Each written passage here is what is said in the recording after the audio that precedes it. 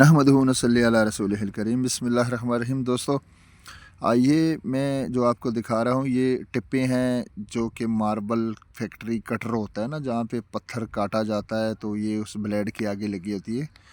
तो ये एक दोस्त से मैंने मंगवाई थी, 13-14 किलो मेरे पास पड़ी है। मैं इसी से अलमास निकालता हूँ, इस्तेमाल करता हूँ। तो दोस्तों, सबसे पहले इनसे अलमास निकालने का तरीका यूट्यूब की दुनिया में बताया जनाब फ़हीम सन्यासी साहब ने, तो उससे तरीका सीखा हमने। हम पहले बाज़ार से अलमास लेते थे, महंगा भी पड़ता था, तो ये बहुत सस्ता पड़ जाता है। 1 किलो से तकरीबन 20-25 ग्राम अलमास मिल जाता है, जो कि अच्छी क्वालिटी का अलमास है। फिर इस फार्मूले को कासमी साहब ने अपने नाम बयान किया, लेकिन ऐसा नहीं होना चाहिए। जिसका नुस्खा है, जो भी बताता है, आलम अरवाह से कोई भी सीख कर नहीं आता। यहाँ दुनिया में हम उस्तादों से सीखते हैं, किताबों से सीखते हैं, तो बयान करना चाहिए, मतलब सच्चा नुस्खा बयान करना चाहिए, जैसा लिखा है या जैसा किसी दोस्त उस्ताद ने बयान किया हो। तरीका इसका ये है कि फ़हीम साहब ने तो इसको नाइट्रिक एसिड में डालकर बाटी में रखा और फिर इसको धोकर नीचे से इसको अलमास मिला, अपने काम में लिया। लेकिन मैं इसको एक्रेजिया में डालकर बाटी में रख देता हूँ। उसका तरीका ये है कि तीन हिस्सा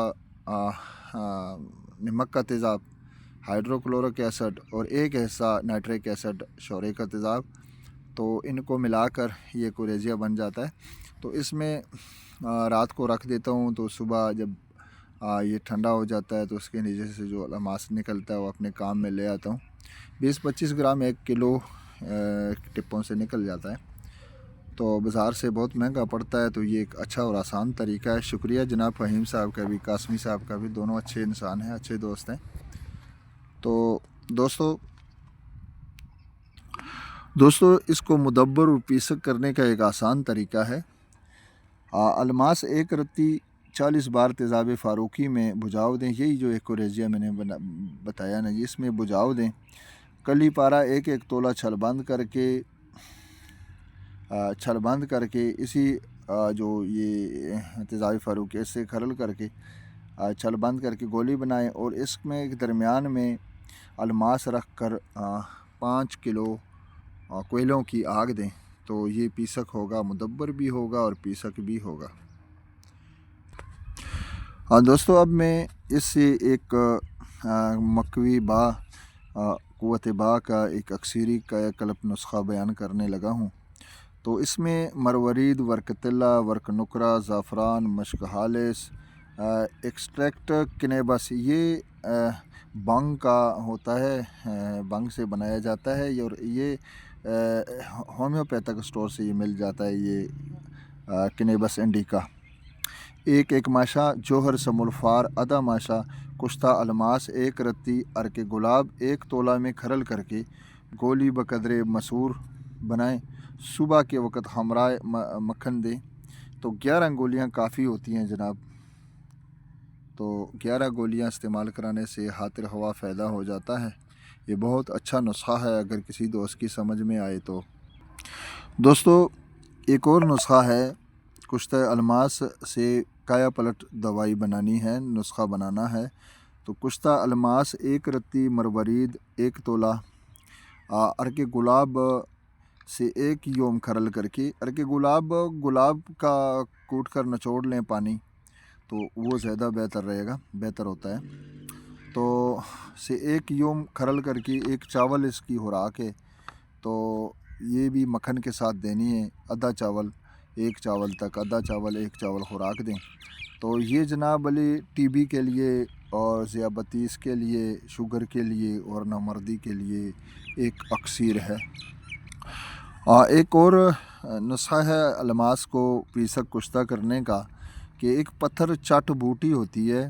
तो पत्थर चाट बूटी 2-3 किस्म की होती है, लेकिन इसमें एक किस्म होती है ज़रा मोटा पत्ता होता है, तो टूटने से बिल्कुल वो मतलब है कि एकदम टूट जाता है, आम पत्तों की तरह नहीं होता, टूट जाता है। तो ये पत्थर चाट बूटी का पानी 2 तोला और 1 माशा इसमें अलमास के रेज़े डाल दें और शीशी को बंद करके 20 दिनों तक इसको रख लें, तो अलमास इसमें हल हो जाता है। तो الماس حل ہو جاتا ہے، بس یہ سمجھو کشتہ ہو جاتا ہے۔ تو کشتہ اب کثیر بتانے لگا ہوں۔ کشتہ الماس سے حب اکثیر البدن بنانے کا طریقہ۔ تو اس سے اکثیر البدن بنانے کی جو گولی ہے اس کا طریقہ کار بیان کرنے لگا ہوں۔ کشتہ الماس، کشتہ تانبا ہر ایک 15 چاول، اور کشتہ طلا 3 چاول۔ طلا یہ سونے کا کشتہ ہے۔ تو جناب علی کشتہ مروارید 60 چاول ہے۔ اسٹکنیاں 1.5 رتی، مشک 1.5 ماشا، ارکے کیوڑا میں کھرل کر کے گولی بقدرے دانہ رائی کے دانے کے برابر گولی، تو اس کو بنائیں اور غذا کے بعد، کھانے کے بعد جو ہے نا دودھ سے اس کو دیں۔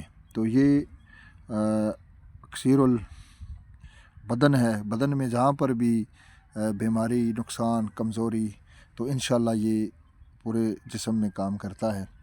تو اسٹکنیاں بنانے کا بھی طریقہ انشاءاللہ میں ایک آسان طریقہ بیان کروں گا دوستوں سے، اس کے لیے ایک اسپیشل ویڈیو بناؤں گا۔ ایک اور فارمولہ بیان کرنے لگا ہوں دوستوں سے۔ کشتہ الماس سے اکثیر با فارمولہ بنانے کا یہ ایک راز ہے۔ 1 رتی کشتہ الماس، ایک رتی کشتہ الماس، 1 رتی کشتہ سنکھ ملا کر کھرل کریں۔